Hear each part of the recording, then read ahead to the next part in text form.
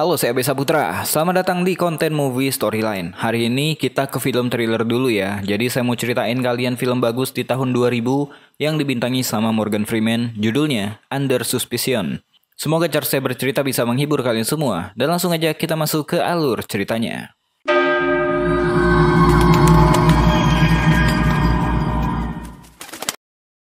Film ini dimulai dari seorang pria bernama Victor. Dia adalah seorang kapten polisi di Puerto Rico. Pagi itu dia menelpon Henry, seorang pengacara yang dicurigai menjadi tersangka kasus pembunuhan dua orang gadis. Victor meminta Henry untuk datang ke kantornya sebelum dia berpidato di sebuah acara penggalangan dana.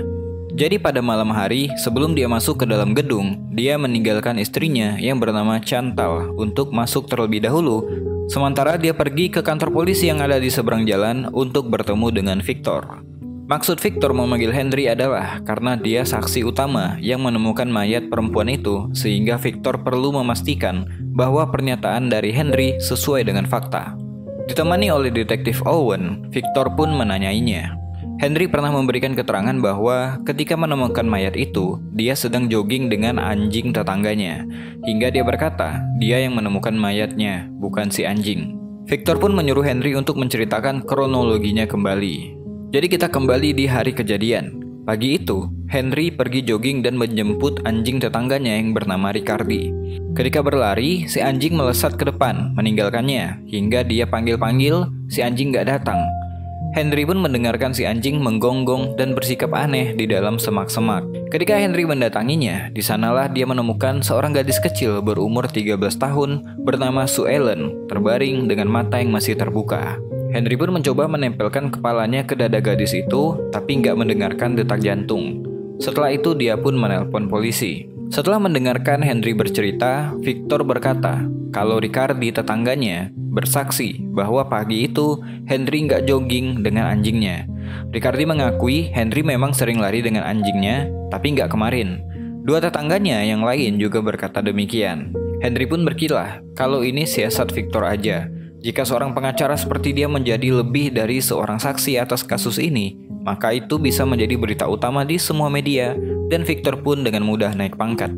Gak peduli dengan omongan Henry, Victor pun melanjutkan bahwa gak ada jejak anjing di sana. Kalau gak ada anjing, gimana Henry menemukan mayatnya? Tiba-tiba, Henry mengganti keterangannya.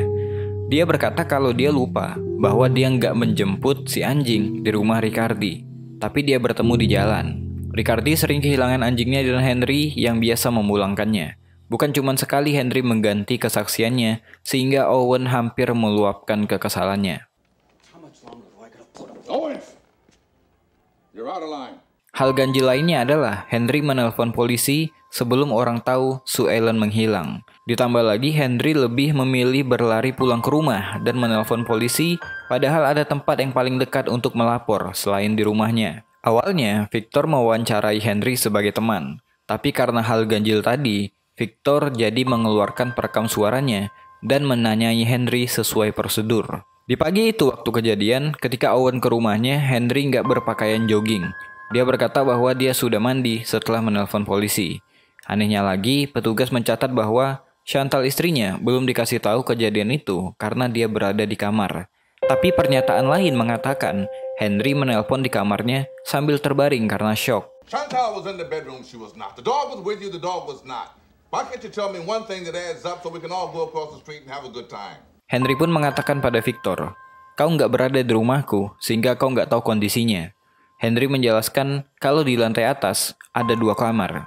Satu kamar harusnya menjadi kamar anak-anak, tapi nggak digunakan karena mereka nggak punya anak. Akhirnya kamar itu didekorasi ulang untuk kamar istrinya, sedangkan kamar lamanya menjadi kamar pribadinya.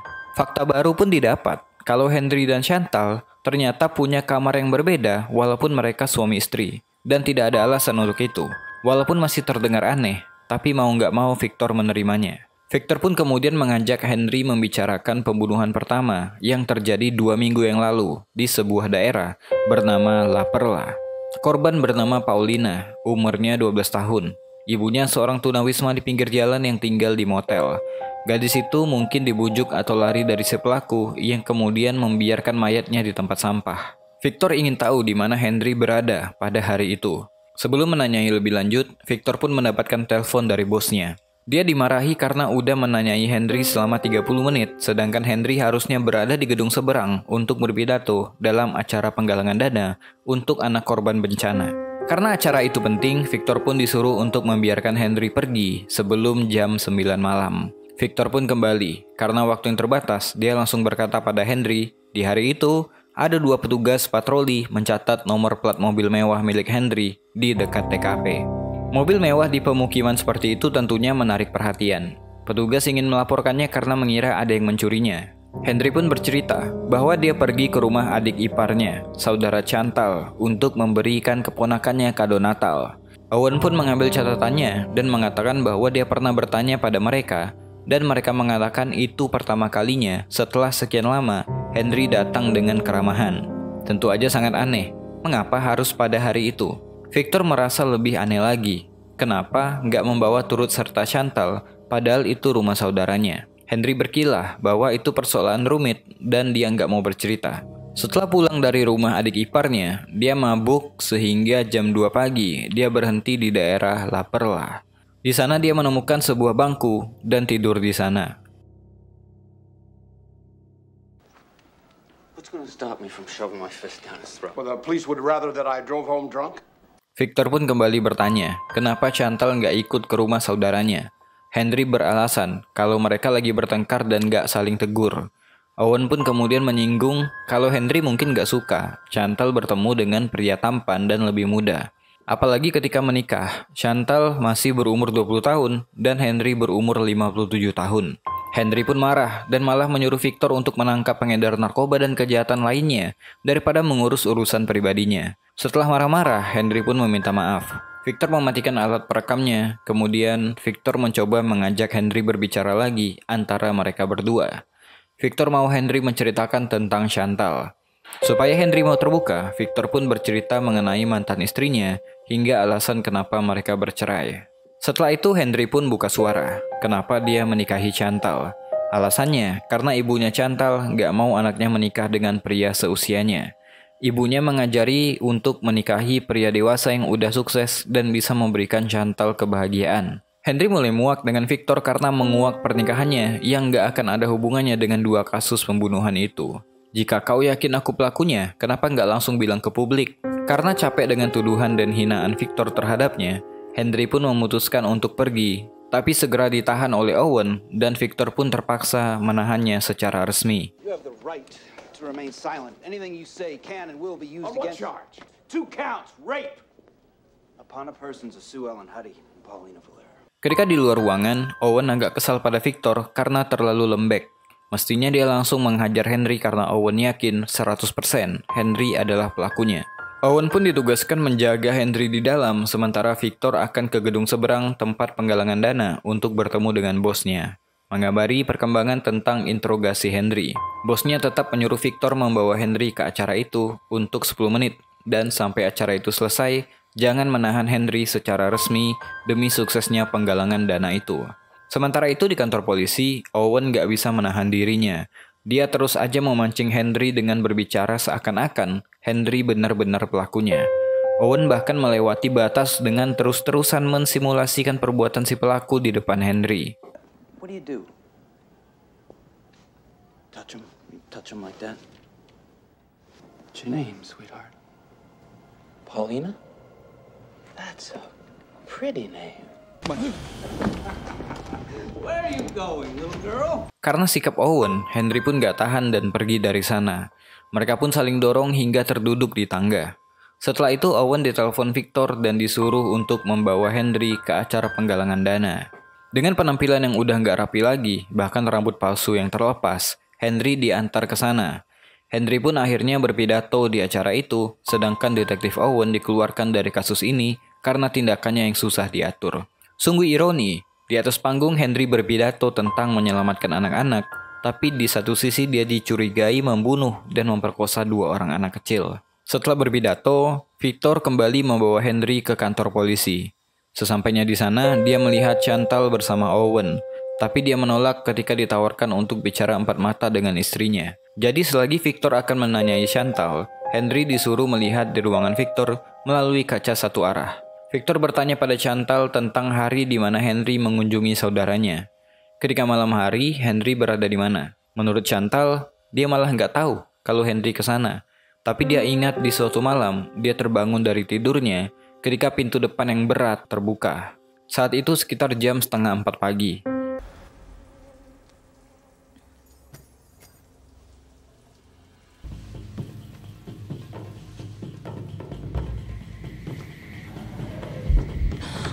Victor nanya, kenapa Chantal nggak mengikutinya atau bertanya Henry dari mana? Atau jangan-jangan Chantal nggak peduli tentang itu?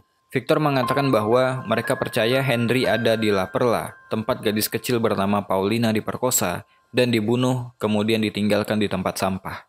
Ketika Victor meminta izin untuk menggeledah rumah, Chantal nggak mengizinkan. Victor pun kemudian kembali ke ruangannya, menginterogasi Henry dengan video kamera. Keterangan Chantal bertolak belakang dengan pernyataan Henry yang berkata dia tertidur di bangku ketika di La Perla. Bahkan sebenarnya Victor udah cross-check ke sana dan bertanya pada beberapa PSK. Dan ketika melihat foto Henry, mereka berkata kalau Henry sering ke sana.